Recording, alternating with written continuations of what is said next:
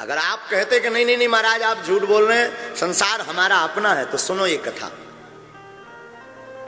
एक गुरु का एक चेला था, रहा होगा उसका नाम आशीष दास, एक बाबा आशीष दास। गुरुजी उसको योग सिखाया करते थे, योग की कला में वो निपुण हो गया था। योग करते करते वो श्वास रोकने लगा था। श्वास 30 मिनट रोकने की कला उसके अंदर छा गई थी।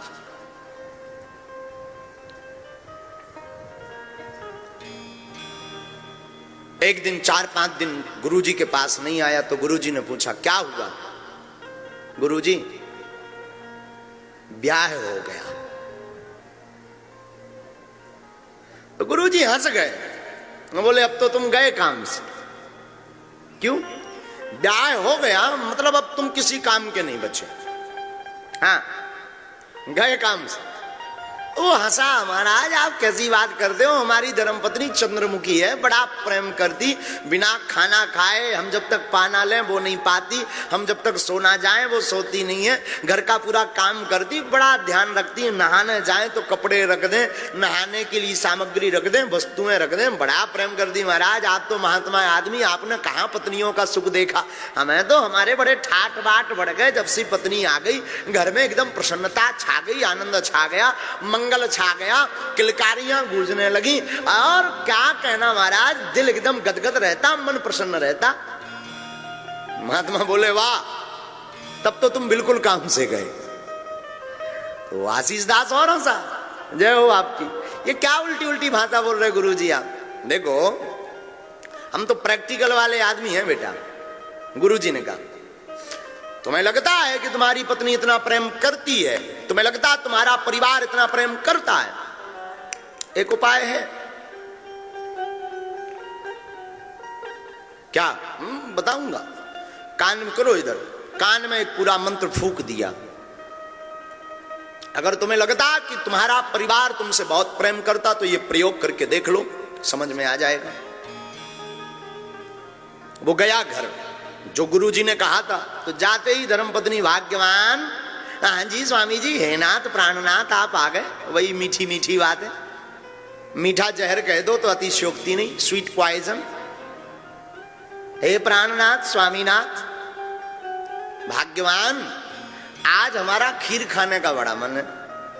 हाँ अभी बना दे महाराज।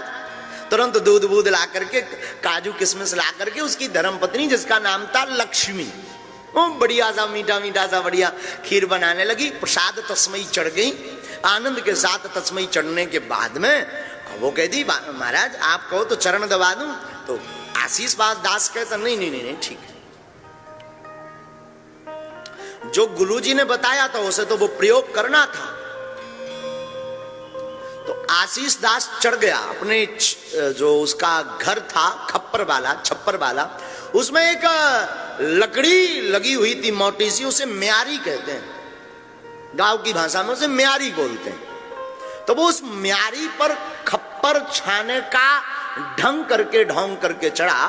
तो इधर उधर खप्पर वप्पर करके वो गुरुजी ने जो विधि बतलाई थी, तो वो उस म्यारी पर दोनों पांव फंसा करके लटक गया, सिर नीचे कर लिया और म्यारी में इस प्रकार का फंदा बना करके लटक गया।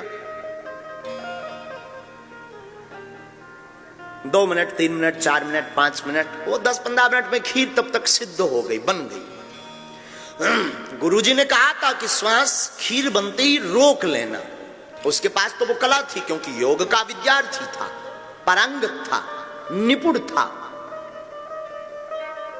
तो उसने श्वास को रोका, श्वास को रोका तो पत्नी आई, और पत्नी ने वही अपने मीठे स्वर में कहा, नाथ ओ प्राणनाथ स्वामी प्रसाद बन गया, आओ खीर पालो। अब इन्हें तो गुरुजी ने सिखा रखा था, ये तो हूं हाँ हूं कुछ ना बोले, लटके सो लटके युगदम। हाँ, पत्नी फिर बोली, थोड़ा जोर से बोली, शायद सुनाई नहीं, नाथ अरे स्वामी जी प्रसाद बन गया, खीर बन गई, आओ पाओ। फिर मौन।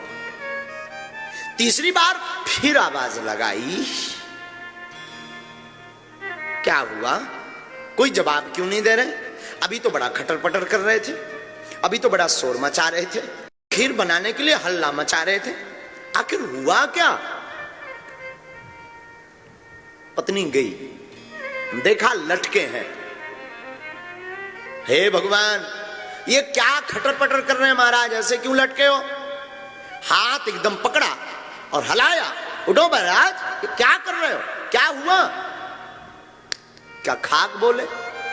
वो तो गुरुजी का सिखाया था, सुन सब रहा था, श्वास रोक रखी थी, पर बोले क्या? मौन।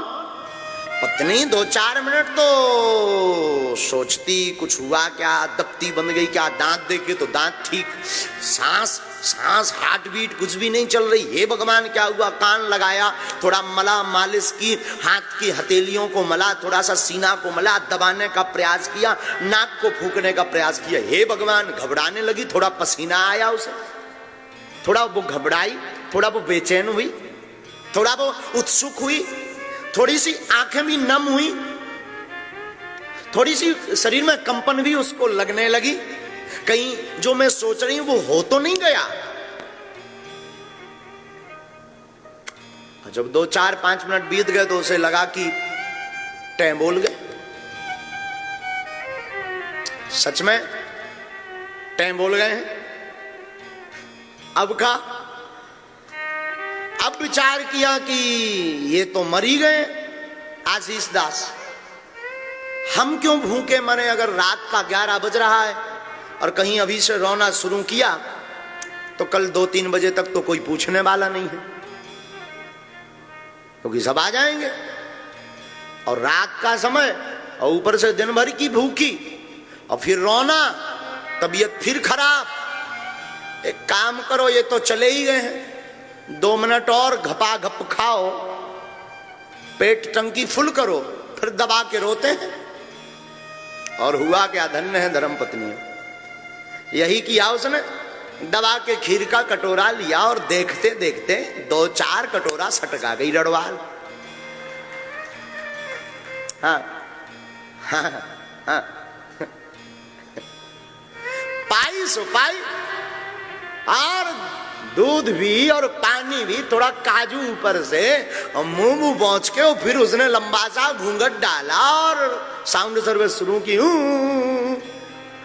तो गांव वाले, घर वाले सब आ गए।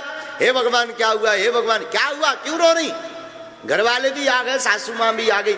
अभी तो ये ठीक थे, अब ना जाने क्या हो गया, मुंह नहीं बोल रहे, लटके। घर वाले भी बड़े चिंता में। देखा आशीष बाबा लटका था। आशीष बाबा क्या हुआ? अब वो भले बोले भी क्या, लगी ये रोने, ये तो सब देख रहा था। जन हो, खीर खाने के बाद रो रही हूं, वाह, चला भाई, जो होता है। लोग आए, सुबह हुई, स्मशान बनने लगा, किसी के आंसू बंद नहीं हो रहे, सब रोए जा रहे। सुबह प्रातः का, बड़े गौर से सुनना ये कथा, ये हमारी आपकी सबकी कथा है। वही मरघट की वही तैयारी होने लगी, एक डबला लाया गया, करवा लाया गया, लकड़ियां बनाई गई, रिश्तेदार आ गए, गमगीन हो गया, एकदम सूनापन छाने लगा एकदम। पत्नी अपनी याद में रोए, अपने अतीत को ध्यान कर करके, माता पिता अपने अतीत को ध्यान कर करके रोए। हमने बच्चे को हाथ में खिलाया, भोजन कराया, सब रोए जा रहे। जैसे तैसे करके उनको नीचे लाया गया। अब ले जाने की बारी आई तो महात्मा, वो जो आशीष के गुरु थे, वो आए। बीच बीच में एक आध बार इसने चढ़े चढ़े सांस ली, और फिर वही क्रिया तो उसकी मजबूत थी योग की, वही क्रिया करे बार बार। गुरुजी आए तो गुरुजी ने देखा, ओ मर गया, राम राम राम। पांव पकड़ के सब रोने लगे, घर वाले भी, माता भी, पत्नी भी। हे महाराज, आप तो बड़े सिद्ध हो, महापुरुष हो, अमलात्मा हो, साधनाएं हैं आपके पास, तो मंत्र विधा है, आप जिंदा करो ना। तो महात्मा ने कहा कि हम जिंदा कर देंगे। बोले वाह, अब तो घर वाले बड़ी चमचमाती आंखें, चेहरे पर थोड़ी मुस्कुराहट छाने लगी, रोना थोड़ा कम हो गया। महाराज फिर जल्दी करो, देर हो जाएगी, शरीर दुर्गंध देने लगेगा। अच्छा एक काम करो, दूध लाओ एक कटोरा में। एक कटोरा में दूध आया, कटोरा का दूध लिया और महात्मा ने वो आशीष दास के ऊपर से 7 बार यूं यूं यूं यूं घुमाया और कहा कि ये तो जिंदा हो जाएगा, पर ये जो दूध पिएगा वो मर जाएगा। अब लो एक और नई आफत, अब दूध किसको पिलाया जाए? तो सबसे पहले पिता को कहा, तुम्हारा तो बुढ़ापा है,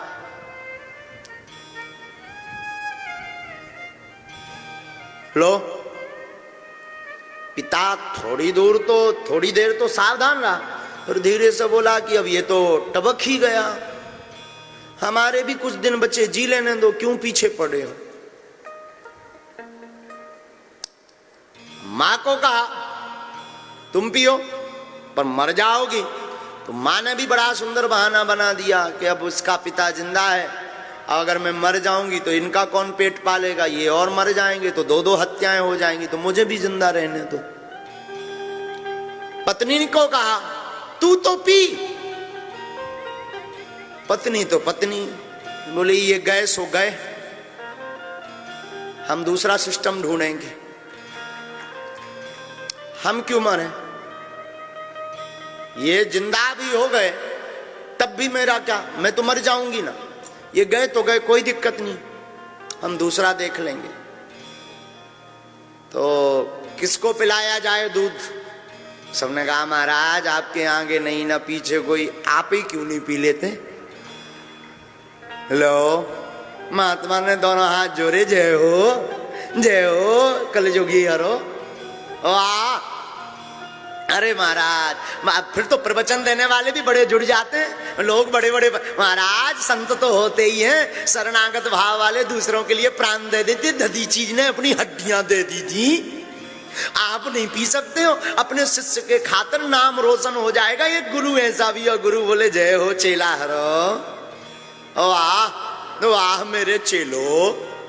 प्रवचन देने वाले भी बड़ी बड़ी लंबी लंबी प्रवचन बातें ढूंढ लेते हैं। साधुओं का तो जीवन परोपकार के लिए ही होता, परोपकाराय पुण्याय पापाय परपीडनम अष्टादश पुराणेषु व्यासस्य वचनम द्वयम्।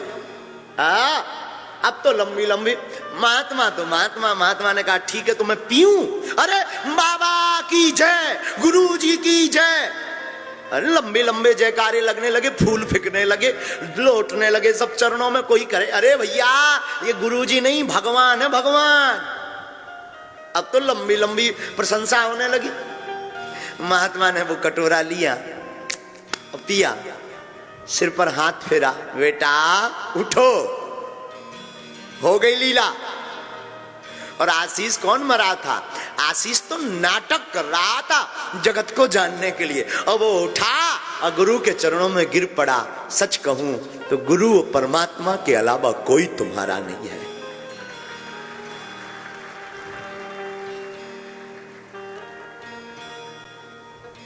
और फिर क्या, चल पड़ा आशीष सबको छोड़ छाड़ के। फिर तो बड़े बड़े तमाशे होने लगे, बड़े बड़े लोग बातें करने लगे।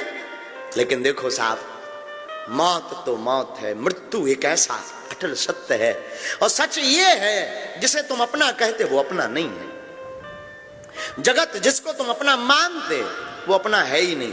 ये संसार किसी का नहीं है। मृत्यु अटल सत्य का नाम है। मृत्यु सबकी आती है,